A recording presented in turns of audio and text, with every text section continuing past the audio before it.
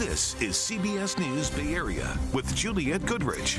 Thanks for joining us at 7 tonight. A San Francisco neighborhood is rallying around a dog walker named Terry Williams, who's already been through a lot this month. And today, another blow. His house near Alamo Square, gutted by fire. The fire broke out at 11:30 this morning on Grove and Fillmore, near the Painted Ladies. Here's video from Citizen app. It shows dark smoke and flames coming through the windows. Two adults, Terry's parents, had to be rescued from the upper floor of the homes. They were treated and taken to the hospital. One of them was Terry's mother, who suffered serious injuries. And earlier this month, Terry reported being the target of racist threats and intimidation. He told us that someone sent him a black doll with a noose around its neck and images of Ku Klux Klan. No arrests have been made in this case. At this point, we still don't know the cause of the fire. It is still under investigation, but it certainly has a lot of people concerned. Lauren Toms is live on the scene now with more on the fire and the investigation. Lauren. Yeah, Julia, once again, no motive or cause has yet been determined by this fire, but here on Grove Street, you can still smell the char from hours ago. And I'm told when this fire broke out, Terry was actually at City Hall in a meeting with city officials to discuss some of the previous hate crimes that have been launched against him. But here on Grove Street, fire crews have cleared the area, but they have red tagged the home. Terry, along with 6 family members and his 3 dogs, have been displaced. 2 people were injured, including his parents. His father received burns on his head. His mother remains in the hospital, but is expected to make a full recovery. Earlier, I spoke with Terry right after he walked out of his home to assess some of the damage. He says his biggest fear was getting his parents out alive. Like everything, I just lost everything. Like, you know, everything, all my memories, everything. Like as a little kid, from playing up and down the house, jumping off the wall, doing stuff, it's gone. Like it was burnt away. And that, like it was just taken away from me. Neighbors are also devastated by this fire. I'm told Terry and his family are staples in this community, and neighbors plan to do their part to help this family rebuild. Because everybody knows him and everybody loves him. I mean, it's because of who he is.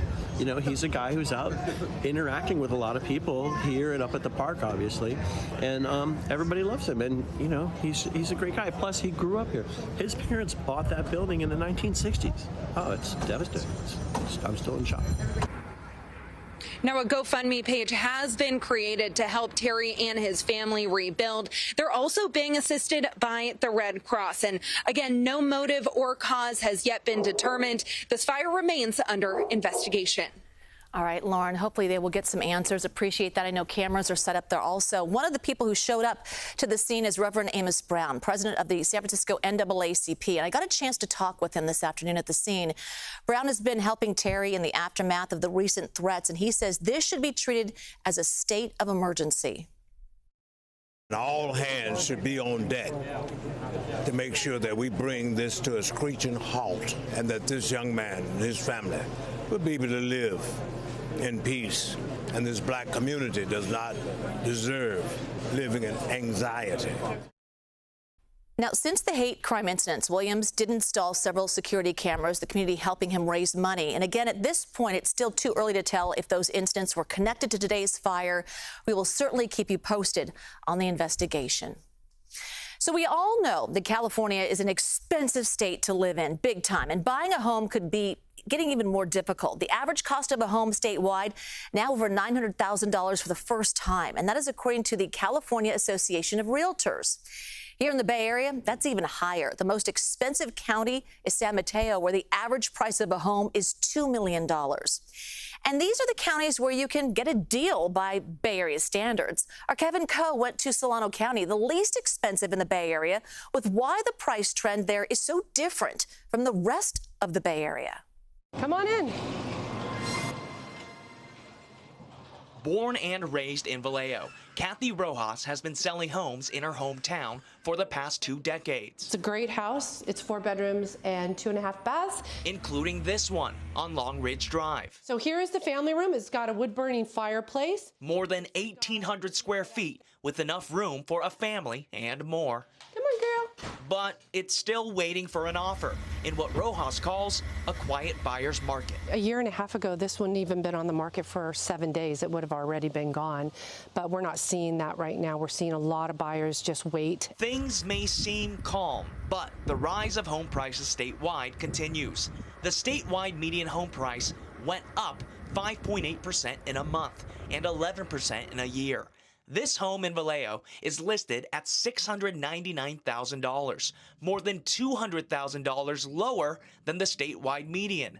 Numbers show Solano County has the lowest median price for a single-family home by a margin of $260,000. You can find a lot of bang for your buck over here. I think there's great pockets in Vallejo.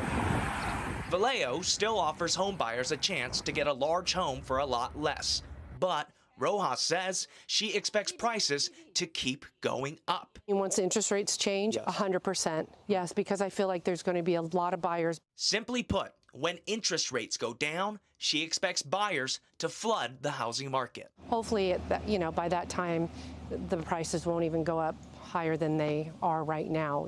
Hopefully, but I just don't see that. I think the prices will go up when the interest rates drop. Despite rising prices around most of California, the same report found that existing single-family home sales last month were up 4% year over year. Meantime, the Alameda County DA has filed a lawsuit against insurance companies accusing them of defrauding homeowners by systematically undervaluing their homes. Pamela Price says Farmers Insurance violated multiple California laws that protect homeowners and will seek damages and an injunction. She also named Mid-Century a subsidiary of Farmers in the suit. Farmers tell us the allegations are incorrect and intend to talk with the DA's office. All right, now on to a story of a housing development gone wrong. You may have heard of the infamous abandoned skyscrapers in downtown Los Angeles. They were developed with the plan to build hundreds of condos right next to Crypto.com Arena. But the nearly finished project was abandoned 5 years ago, and since then has turned into a magnet for taggers and daredevils.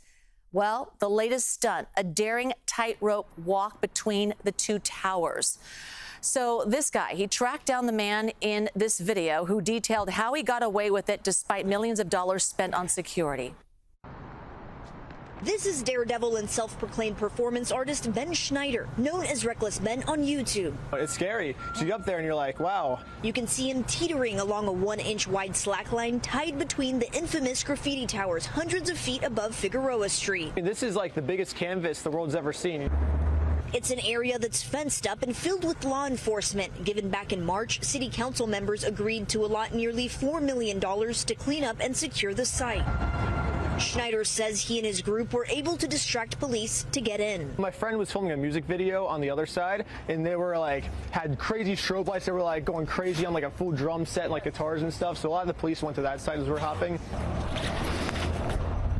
Yeah, it was pretty easy to evade law enforcement. Oceanwide Plaza, a $1 billion mixed-use development, has been vacant now for years. And as you can see, more than 27 stories filled with graffiti, attracting artists and those who want to do extreme stunts. I'm not much of a good graffiti artist, but I can do some crazy performance art, so I put up the slack line, and that's my art piece. It's still there. Schneider is just the latest to attempt a stunt here. We got a drone. We tied the fishing wire and sent it from one building to the other. That's how we got the line across.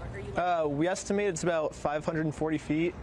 Because it's about 45 floors high. Schneider says they were even able to play Monopoly and take a nap before pulling off the stunt. Once police realized they were inside the towers, Schneider says they hid. Every floor there's a bathtub, and we hid in the bathtubs and put a piece of plywood over us. The LAPD tells us a criminal investigation is underway. But now I got to walk around with a mask around because there is an active investigation on me. All right, somehow I'm not buying this. He likes the attention.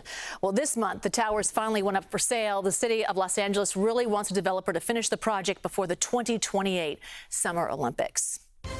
Honoring Indigenous roots, we're going to hear from one of the participants of this weekend's Carnival about why this celebration is so important to her. And San Francisco already has them. Now another Bay Area city is getting speed cameras that will automatically ticket drivers. Temperatures were unseasonably warm for inland parts of the Bay Area today, reaching up to anywhere from 8 to 13 degrees above average, well into the 80s, but we start cooling down already tomorrow. Details on how low we'll go as we head towards Memorial Day weekend coming up in the First Alert forecast.